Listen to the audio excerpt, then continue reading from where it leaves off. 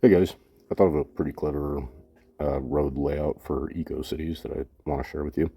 If you want a completely eco city, like the only thing you have is ecos, the only way really to organize it is just to run them side by side in a row or column. That's the only way that you can squeeze in 57 million ecos. If you do have small hardware that you want included in your city, you can space that eco away from the road and then fill it with one by one, two by two, whatever. That'll increase your road efficiency, but it won't necessarily benefit your production because you'll end up with 500 granny apple trees. That's potentially another 10 ecos worth of space um, that that you're consuming with one by one stuff that you potentially don't want. So if you want pure eco city, just run it along the face of the road. It's not going to benefit your road efficiency, but you'll get the production value that you want out of it. However, if you do have smaller road buildings, which in my case I do, I have a lot of jesters, and I like the consistency of jester for FSP. Eco gives a ton of FSP when it chooses to do that, but there's a lot of times where Eco does not give FSP. The Forge Point boost is obviously the benefit there, but I do like gestures just for the FSP as well, and they're a little bit more reliable on that end. So in my case, I do have minor buildings, and I want a balance. I want plenty of ecos, but I also like some of the smaller hardware that I can pack those around the roads. So I'm going to show you my current layout, and then I'll come back into edit mode and show you the little pattern that I came up with. I think it's pretty clever. So my current layout has two ecos connected by 4 pieces of road with some minor buildings packed around it, which is primarily Jester. But in my case, I really can't squeeze in a whole lot more gestures in between these little nub patterns. On this particular group, I can get rid of a 1 by 1, a 1 by 2, a 1 by 1, and a 1 by 2 and squeeze another gesture in there. But for the most part, I don't really have the ability to fit another gesture in between these road patterns.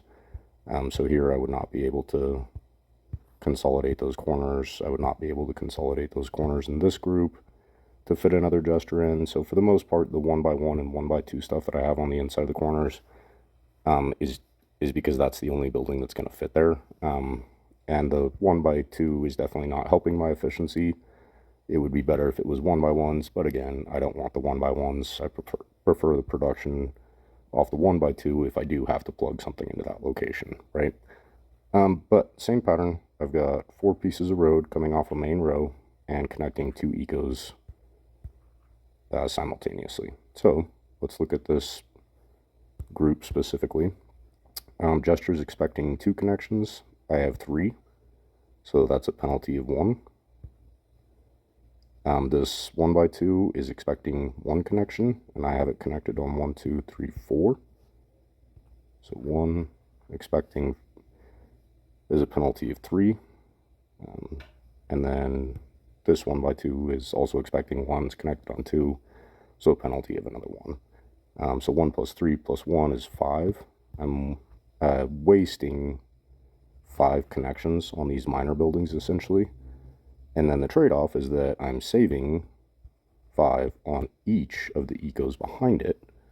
So I'm saving 10 connections, wasting 5 is net gain of 5 roads that I'm saving with this pattern. So it's pretty efficient. The downside, like I said, is that for the most part, I really can't squeeze in more gestures inside those road groups. I think this is actually the only exception to that.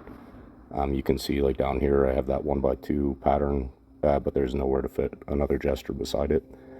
So for the most part, I'm not able to squeeze in more gestures throughout the city. I am saving 5 road connections per eco pair, and I've made locations to add another 9 ecos, and I probably don't want more than that. I do want to accumulate more for inventory just in case I do decide to plant them someday, like a full eco city.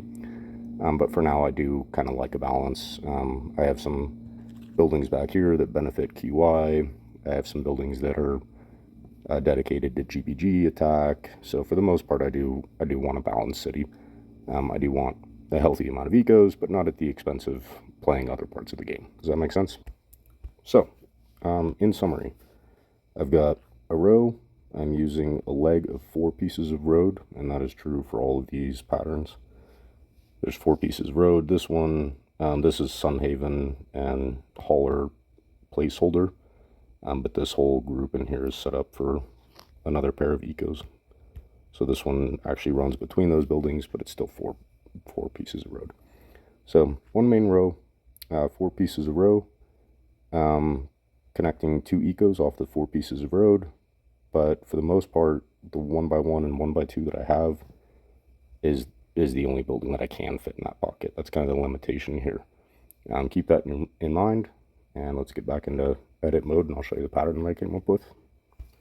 Okay, so check this out. It's kind of a zigzag pattern. Let's put the eco away. And it's the same general concept as what I have in my city currently. It's a continuous piece of road, or row, and then we're adding a few pieces of road vertically in order to connect 2 different ecos. In this pattern, though, the connection is not connecting 2 ecos side by side like that. It's actually connecting 2 ecos top and bottom of the road group. So these 2 ecos would be a pair. These 2 ecos would be a pair. The cool thing with this pattern, it's adding 4 roads vertically. It's the same 4 roads. So our road ends here, and the continuation of that road would start with this piece of road. So I've added 1, 2, 3, 4 pieces of road. Same thing. Made 2 connections, right? 1, 2. This system is a little less efficient than my main city, but take it with a grain of salt. So on this, I have a jester that's wasting 3 connections, saving the same 10 off the pair of ecos. So I've only gained 4 connections, where my current city is gaining 5 connections per pair of ecos. Here's the difference, though.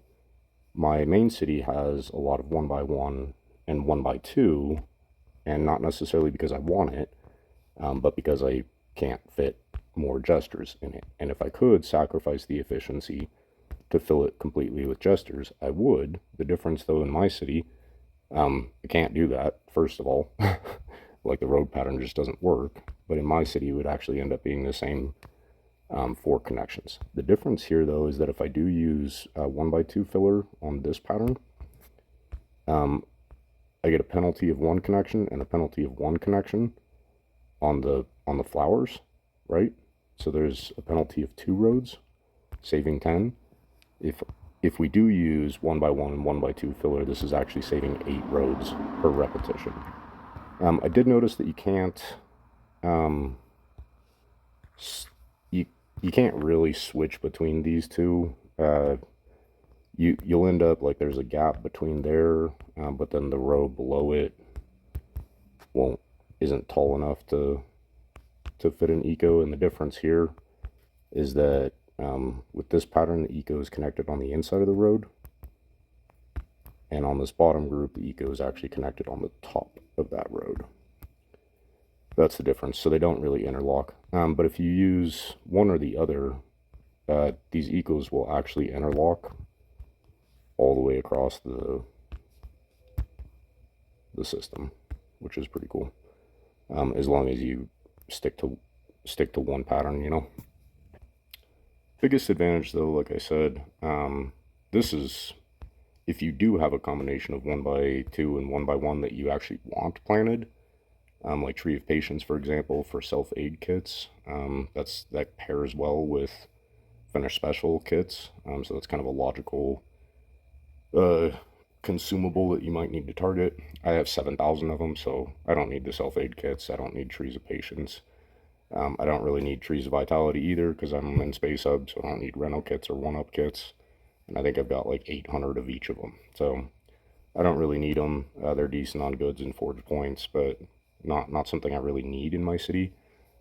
In my particular case, though, just with the L pattern that I have, and I don't have enough room in my city horizontally to space those ecos out farther to fit more jesters in. So my road pattern is dictated by the number of ecos that I can pack in left to right. and that's just the limitation of the city grid. The cool thing though with this top pattern is that I could actually potentially get rid of all of those 1x2s and just have purely gesture and eco for my primary road structure. The other cool thing with this pattern is that it also works with 1x1 or 2x2. You could pack anything in there that you wanted, really. The cool thing though with this, look at this bottom group. Eco, this would be an eco, it's a 6x6, is saving 5 connections connected by one piece of road, right? And we're using 5 trees to do that.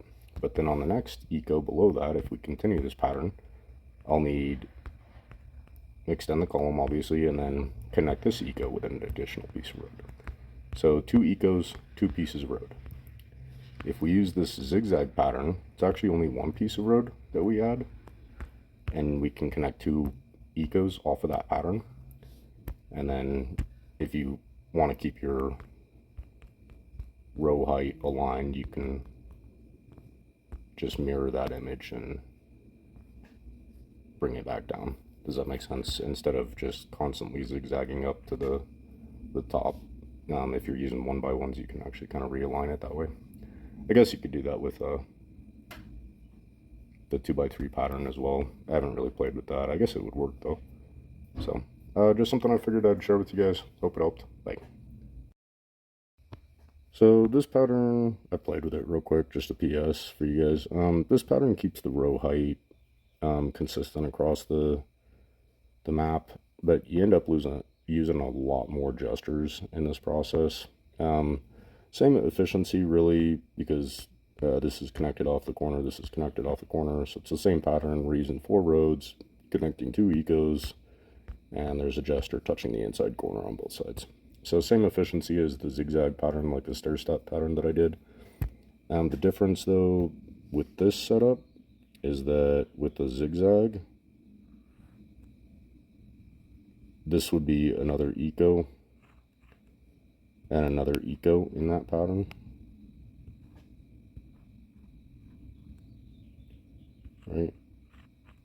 So we only have 1, 2, 3, 4, 5, 6 gestures to the 4 ecos. But in this pattern, eco to eco, the next transition happens here. And we have 1, 2, 3, 4, 5, 6 gestures, as well as this space of gestures, which is 7 more. So it works and it looks cool, but if your goal is to pack in as many ecos as you can with a relatively small amount of filler, like if you want pure eco city, like I said at the beginning, just run them all inside the road. But if you do want some filler, you can use that filler to increase your road efficiency, and like a relevant road efficiency. Like, we're not trying to increase road efficiency just for bragging rights. The purpose of doing that is to squeeze in more hardware. So if you actually do have and want small hardware, you can use that to insulate your ecos a little more efficiently. I like this pattern. It actually looks pretty cool. But you're definitely not going to be able to fit as many ecos in as with the stair system thing that I showed you guys at the beginning. I thought it was pretty clever. So check it out. Leave me a like and subscribe. I'll talk to you guys later.